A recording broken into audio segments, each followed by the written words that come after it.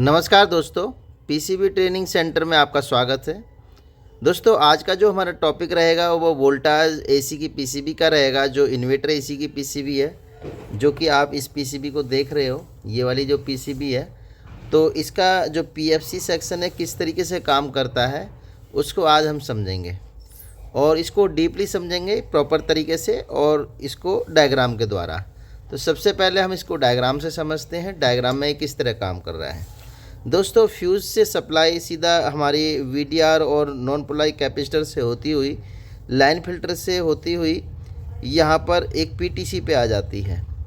जो ये पीटीसी लगी हुई है, इसी के साथ में एक यहाँ पर वोल्ट रिले का इस्तेमाल किया गया है और फिर ये सप्लाई फेस और न्यूट्रल मिलकर ये सीधा ब्रिज रेक्टिफायर पे चले जाते हैं। दोस्तों, जो ब्रिज रेक्टिफायर का जो पॉजिटिव है वो रिएक्टर कॉइल के एक सिरे पे कनेक्ट हो जाता है, क्योंकि कुछों में रिएक्टर कॉइल जो है वो एसी करंट पे ही लग जाती है और कुछ पीसीबीओं के अंदर ब्रिज रेक्टिफायर के बाद ये हमारी रिएक्टर कॉइल का इस्तेमाल किया जाता है। तो दोस्तों, जो रिएक्टर कॉइल के बाद जो ब्रिज रेक्टिफायर के बाद जो हमारा इसका इस्तेमाल किया जाता है रिएक्टर कॉइल का, तो उसके बाद हमें डायोड ज़रूर लगाना होगा, क्योंकि reactor coil alternate current generate करती है और उसको डीसी में कन्वर्ट करने के लिए आप यहाँ पर देखोगे तो एक शॉर्ट की डायोड यहाँ पर इस्तेमाल किया गया है यहाँ पर।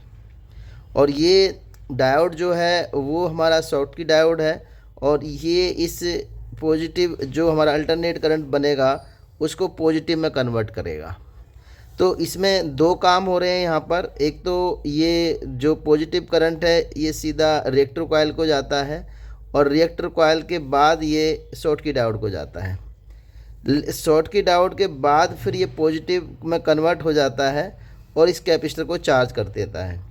लेकिन इससे पहले भी एक डायोड और लगा हुआ है, ये एक छोटा डायोड लगा हुआ है और ये 10 एम्पियर के आसपास काम करता है और इसका जो नंबर है KBJ 1008 10 एम्पियर वाला कैपेसिटर ब्रिज रेक्टिफायर है। आप जैसे इस पीसीबी में देखोगे जो ये वाला डायोड है, यही वाला एक डायोड लगा हुआ है। तो इस डायोड के माध्यम से सीधा एक रेजिस्टेंस 10 ओम की लगाकर ये सीधा शॉर्ट की डायोड वाले जो लास्ट वाला पॉइंट है जहाँ पॉजिटिव बनता है, इन मेन कैपेसिटर पर पहले ही चला जाता है। दोस्तों, एक चीज़ बहुत ध्यान देने वाली बात है, यदि किसी भी पीसीबी के अंदर जो 300 प्लस कैपेसिटर पे बनती है और वो रिएक्टर कॉइल के बजाय बाईपास सप्लाई से बनाई जा रही है, तो समझ लीजिएगा उस पीसीबी के अंदर जो एसएमपीएस सप्लाई जो बनाई जाएगी वो ऑलरेडी जो इसके 300 प्लस से ही बनाई जाएगी। यदि एसएमपीएस सप्लाई जो हमारी जो ये मेन कैपेसिटर है और इसको कोई बाईपास करंट द्वारा इसको चार्ज नहीं किया गया है, तो फिर इसकी जो पावर सप्लाई होगी उसका जो 300 प्लस होगा वो भी सेपरेट ही बनाया जाएगा। तो ये बिल्कुल क्लियर है, इसमें बिल्कुल भी डाउट नहीं रखना अपने दिमाग के अंदर कि यदि कैपेसिटर हमारे जनरली यदि रिएक्टर कॉइल द्वारा चार्ज किए जा रहे हैं और उसके कोई बाईपास सप्लाई उस कैपेसिटर को चार्ज नहीं कर रही है, तो जो इसके अंदर जो हमारी पावर सप्लाई बनेगी वो पावर सप्लाई हमारी अलग से बनेगी और उसका 300 प्लस भी अलग से बनेगा। लेकिन आप यहाँ से देखोगे जब पीटीसी से करंट इस ब्रिज रेक्टिफायर पे आ जाता है तो ये करंट इस डायोड पे भी चला जाता है। तो ये डायोड यहाँ से इस पॉजिटिव करंट को निकाल कर एक 10 ओम की रेजिस्टेंस द्वारा इस कैपेसिटर को शुरुआत में चार्ज कर देता है, जिससे कि ये 300 प्लस चार्ज कैपेसिटर चार्ज हो जाएगा और हमारी ये जो नॉर्मल रिले है इस रिले को सप्लाई वोल्टेज दे दी जाएगी माइक्रो कंट्रोलर के द्वारा और ULN या KID 6500 की सपोर्ट लेकर इस रिले को ऑन करवा दिया जाएगा, जिससे कि जब कंप्रेसर चलने की बारी आएगी तो तब सारा लोड हमारा इस रिले पे चला जाएगा। तो ये इस तरीके से काम करती है कि इसमें जो सप्लाई इसमें रिएक्टर कॉइल जो है वो AC लाइन में नहीं लगाई गई है, यहाँ पर इसमें DC करने के बाद लगाई गई है। यदि कोई भी पीसीबी के अंदर DC सप्लाई करने के बाद रिएक्टर कॉइल लगाई जाएगी तो उसकी सप्लाई को डीसी करने के लिए भी डायोड का इस्तेमाल किया जाएगा। तो इसीलिए इसमें जो डायोड का इस्तेमाल किया गया है इस रिएक्टर कॉइल के बाद इस शॉर्ट की डायोड का इस्तेमाल किया गया है और फिर इस 300 प्लस को चार्ज किया गया है। तो इसकी जो इस पावर सप्लाई है पीएफसी सेक्शन है वो इस तरीके से काम करता है। अब ज़रा हम पीसीबी के अंदर भी समझ लेते हैं कि ये कैसे काम कर रहा है।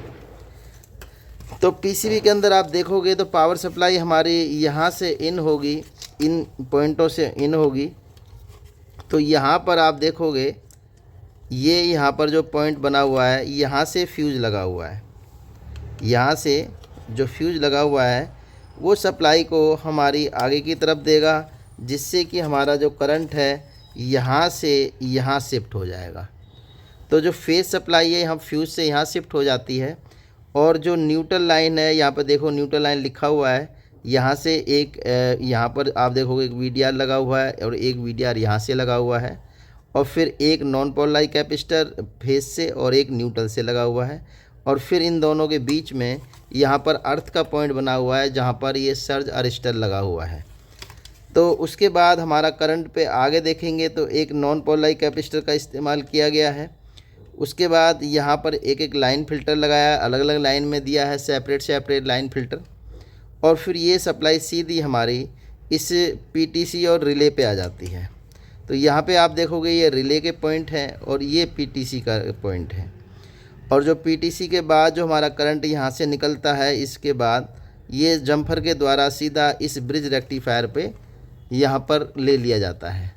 तो ये ब्रिज रेक्टिफायर है और इसकी दोनों पॉइंटों पर न्यूट्रल हमारा यहाँ से जम्फरों द्वारा आ रहा है, और जो फेस है यहाँ से जम्फरों द्वारा इसके दोनों पॉइंटों पे आ रहा है, जैसे कि आप पीसीबी में यहाँ पर भी देख सकते हो। इसके बाद ये सप्लाई हमारी पॉजिटिव और नेगेटिव निकाल देता है। पॉजिटिव सप्लाई आप देखोगे सीधा यहाँ से होती हुई इस रिएक्टर कॉइल पे आ जाती है। तो ये रिएक्टर कॉइल लगी हुई है ये वाली, और यही करंट मैंने आपको बताया बाईपास होता है। तो यहाँ पर यहाँ से यहाँ एक डायोड लगाया हुआ है, तो ये डायोड लगा हुआ है ये वाला।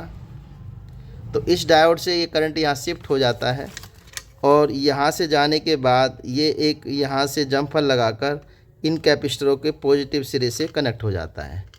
अब यहाँ से देखोगे यहाँ से कनेक्ट होकर ये सीधा हमारा इस पॉजिटिव करंट को कनेक्ट करके चार्ज कर देता है। जब ये कैपेसिटर चार्ज हो जाएंगे उसके बाद फिर हमारी सप्लाई जो है एसएमपीएस ऑन हो जाएगा। तो ये बहुत जनरली नॉर्मली सप्लाई है। और ये वाला जो बोर्ड है ये कई प्रकार की पीसीबी में इस्तेमाल किया जाता है, बहुत सारी कंपनियां इसको इस्तेमाल करती हैं। तो आपको यदि कभी भी इस प्रकार कोई पीएफसी सेक्शन में कोई प्रॉब्लम आती है तो आप हमारे